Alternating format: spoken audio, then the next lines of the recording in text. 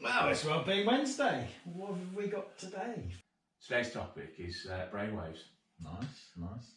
We talk about the idea of being on the same wavelength as someone. Yeah. And I know you talk about, as part of your OT work, you talk about like anxiety brain and what's the other one?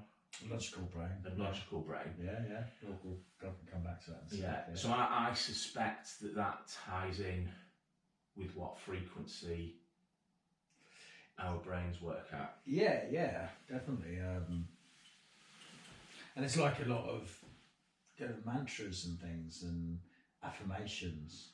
Yeah. I know you use that a lot in the OT work. You know, like having an affirmation at a door when you walk out. So you're reading something, repeating something in your head that's positive. So but yeah, how's it work? Yeah. Right. So I'm gonna give a really, really simple demonstration.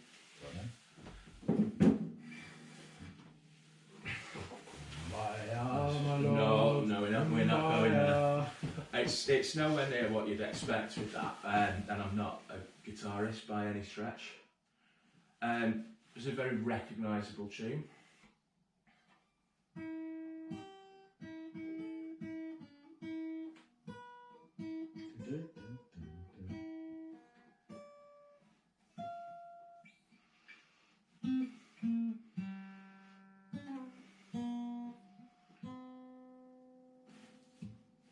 If I didn't get it wrong. I do recognise it. You do recognise that, but we tend to hear it a lot faster. Yeah.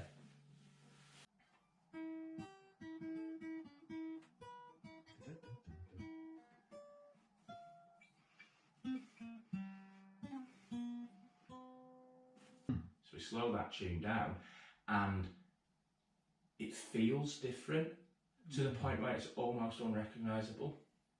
Yeah, I mean that's very like frequencies because you know, for meditation you have the different frequencies for sleep and stress, like brown noise and green noise. Yes. So I guess that's all the same. And this is exactly where we're going. There is an old Wellbeing Wednesday video about the 3-2-1 self-hypnosis technique, and it is literally about slowing down your brainwave patterns. And making you more susceptible to new ideas and thinking in a creative way, or even like sleep, getting into a mild trance state. So it's work in a therapeutic way. And that comes from a guy called Milton Erickson, who was studied quite heavily as part of like NLP. Right. Yeah. And you know, there's all kinds of things about brainwaves. So you know how like we pick up language much better as toddlers than we would as an adult. Yeah. That's because the lower brainwave frequencies of a toddler or a baby are better for learning. Yeah. Okay. Yeah. And also more emotionally connected. Yeah. And that, I mean, from my OT side, we did a bit of psychology. And we had Eric Erickson, not the same Erickson, but he does Erickson Skinner, and they looked at kind of your life stages and they kind of, it's like for the first 7 years, you're a sponge, you're picking up all the information. And so, yeah, I guess it's kind of very, very similarly kind of tying in, like saying, different. Yeah, and you know, sort of ties in with lots and lots of stuff. Right, so I'll apologise for post-it notes because in practice I tend to not go into too much detail. I'm not really a detail person. Yeah. I've got a piece of paper in my hand just because this has like the how many hertz written down on the science that I don't tend to deal with too much. So in the brainwave pattern, we're going to start at the bottom. So theta is the bandwidth that toddlers and small children exist in, and it's also that just before we fall asleep. Yeah. And it's exactly where you want to be for starting to use like hypnotherapy, light trance. And if it's sort of when you're doing meditation and you're into that kind of resonance then, aren't you? Yeah. And at that point, it's a meditative state with deeply relaxed. It's like we're about to fall asleep. Below that, when we actually hit sleep, is a state called delta, which is lower than 4 hertz. The mind doesn't stop functioning because we dream. Wow, yeah, that's a holding Kellerfish dreaming, isn't it? Yeah, and this is kind of the difference between like somebody who's using trance work as an NLP practitioner and hypnotherapy. Yeah, is that as an NLP practitioner, there's always an element of consciousness, and we'll work in sort of theta state. Nice. But we don't. I wouldn't go lower. Above that theta state is alpha, and again, this is a great sort of therapeutic state. Yeah. We're kind of sort of relaxed, a bit daydreamy. Probably. We maintain passive attention, and it's kind of a useful state for connecting with somebody else emotionally. Being creative and gaining that kind of. And this is what I say to a lot of my EAT clients. It's like being invited. So if you're trying to create a state, listen to the right type of music, or of course. Well, I'm sure you'll tell us where we can find these, but yeah, it's that kind of. Yeah, so alpha state 8 to 12 hertz, which is where it's like more relaxed. Great for creativity, great for emotional connection. Nice. Great state for engaging in kind of well-being work. Not ideal for proofreading a document, doing maths. Yeah. It's a bit more conducive. Yeah, it's not a good sort of detail because it's still got that like kind of, we're a bit more tired and lethargic. Well, not necessarily tired and lethargic, but just like calm. Zen, ambient. Yeah. Yeah, nice. Yeah. So if you're like walking in the woods, most of the time you're gonna find yourself in alpha state. You know what's going on. You're holding a conversation. You're fully conscious, and everything's there. You're looking at them fractal patterns. Yeah. Another video, yeah. But your head's not like running at 1,000,000 miles an hour. And then stepping up, we've got beta state. Okay. Which is kind of 12 to 35 hertz. So this is like that actively attentive. Nice. Not necessarily like high stressed and pressured. So you wouldn't necessarily be conscious of the difference between being in alpha and beta state. Right, okay. Whilst you're in that state. But you would find that like you're starting to cross over into that more sort of analytical mind. So you sort of creative problem solving kind of things. You'd be a bit more focused. Yeah, cool. So like beta state, I wouldn't recommend driving in alpha state. Driving in beta state is much better. Be like Cheech and Chong, wouldn't it? Well, yeah. So, so beta states. Like if you imagine an adult in a working environment, kind of a desk job or like something like a skilled job, you're going to be more in sort of beta state. Okay. And sometimes, if you're in the same state all the time, this is what can cause a decline in your well-being because you're not getting a balance between these states. So. Yeah, and then we get to gamma. So gamma is the highest. This is like above 35 hertz, and I like to sort of consider this all as quite similar to heart health. Okay, yeah. So you know when you're at the top of your, you know, in the top 10% and you're working anaerobically. Yeah. It's kind of a bit like that. Okay, yeah, makes sense. So like, we're very logical and structured, and it's like that intense concentration. So this is kind of like that hyper focused thing. It's difficult to achieve for some. It is difficult to achieve for some, and for some, once you've achieved it, some it's just difficult to regulate. Yeah. And you know, as someone with ADHD, I can relate to that kind of hyper focus and burnout.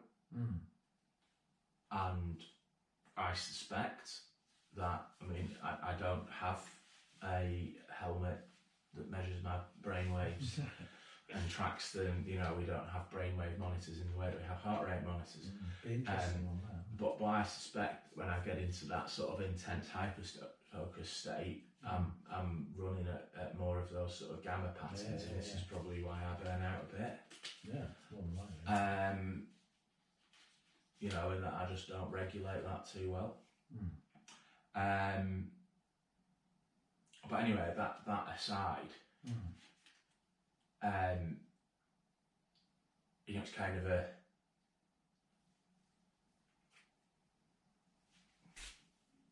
what you can do about it. So that's like this is very factual content. Yeah. So what you can do about it. So we've mentioned music, and we referred to fractal patterns, and the activities that you do. So it's like acknowledging that we're at.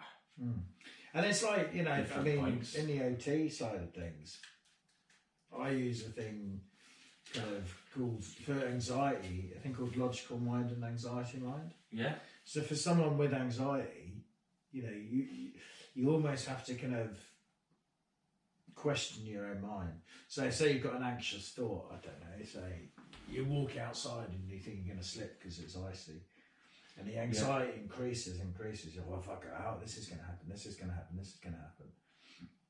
But then you use your logical brain, so it's like kind of different brain waves at the same time, and you can challenge yourself. Said, well, you can challenge yourself. Like when I went out last time, did I fall over? You're like, no. Have I fallen over often? You're like, no. Have I got shoes with good grips on? That will help me. And you kind of outweigh it by questioning this anxiety brain. And that's a very effective way to overcome anxiety, and, you know, done over time and within the right kind of... And I suspect that process of broadening your emotional resources, I would suspect that process will sort of slow down you. Yeah, and it's like, well, it comes from the psychology, like compassion-based focus, kind of psychological behaviour patterns. But it's very effective just in those two ways. And again, it's like, you can, like, if you're learning something or need to learn something, you put, you know, OT is very about environment. You place yourself in an environment, but you have a music that makes you relax. It's like, if I'm writing a letter or an important report, I can't have music and words because I'm telling you. Yeah, I'm the same. Yeah. So it's like, I like a nice strong beat and a bit of ambient house or something. We mentioned earlier that brainwave pattern of a small child. Parents out there, or anyone who works with kids, will be familiar with that scenario where this needs to be done but that time, and the child's going, will you look at my picture? Now, come on. Come on, now. And that's the most important thing in the world for them. Yeah. And if we analyse that, I see that as being a mismatch of the brainwave frequencies. So to properly engage with that child, we need to bring ourselves to their level. And the way of doing that, and you'll notice, you know, if you're not on a time schedule, if you're not thinking about like the timings for your Sunday dinner, whilst they're showing you their pictures, if you're sat down drawing the pictures with them, you'll find you have all the time in the world to explore. So yeah, it's kind of like putting your mind in the right environment so it gets those on the right frequency, isn't it? Yeah, it's like having a lot of awareness of what it is you're trying to do. So I think kind of recognising it is the first step. Sleep hygiene is a really like big application of this. So my son George, I struggle with achieving sleep, and George struggles with achieving sleep. We'll have to do a full thing on sleep hygiene, because that's a very OT thing to do. Yeah, I think you'll have to lead that one, because I'm terrible. I get to bed 20 minutes later, I'm asleep. Choosing a bedtime story, which bedtime story? If it's going to something that's going to get you excited, it ain't good for getting to sleep. Yeah, and it's things like mobile phones and computers and TVs. Yeah, all produce blue light. Yes, which increases melatonin in our brain, and melatonin is a chemical that wakes us up when we see light. Yeah. So a lot of people, they're watching TV and they can't get to sleep now, and they've got TV in their room. And they're like, "Why am I not sleeping?" Because keeping yourself out of light. But it's also like having half an hour. Quick tip for you: having half an hour without screens before you go to sleep, like downstairs. And it's about when you wake up, the first thing you do is open the curtain, you let the light in. And when at night you pull the curtains, make it darker, put lamps on, and these new LED light bulbs. I mean, they're terrible for sleep hygiene. Guided meditations and exercise-based things, going back to like somatic movement. So like stretches, yoga-y type things can be really effective. So top tips for brainwave patterns. This video's been a lot of content. So my first top tip is don't worry about the science. Just by feel, start to think about whether you're like high frequency, low frequency. Yeah. It's a really good starting point. And I think most music platforms have playlists. You can playlists for stress, whatever, and they have all the different frequencies. You can write down the frequencies and search them. They're all there. So that's... and adding on to that, you don't need the frequencies necessarily. Chill out playlist. Study playlist. And they are all based on frequencies. Just make it into easy language. Yes. Consider environment and your posture. And again, the sleep hygiene, how you're creating your similar to environment, but how you're creating your sleep space, and then that affects your brainwaves the next day. So. Yeah, and matching your sort of patterns to the activity or to the other person. Just be aware of,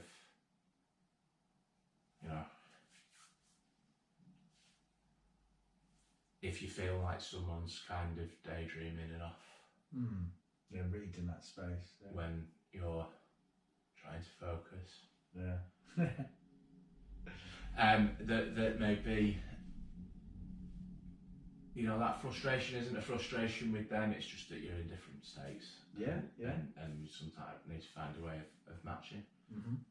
And I think the last one, is to learn to kind of challenge your thought process. If you're thinking something, try and challenge it and see if you can change your brain state. Because it is possible with the right techniques, but you can book in for that. But it's like, if you're in a negative state, if you're thinking negative things, you'll stay in that negative state. So you need to rethink positive things. Easier said than done, but definitely. Well, I'm going to go listen to some drum and bass now. Okay. Finish my coffee.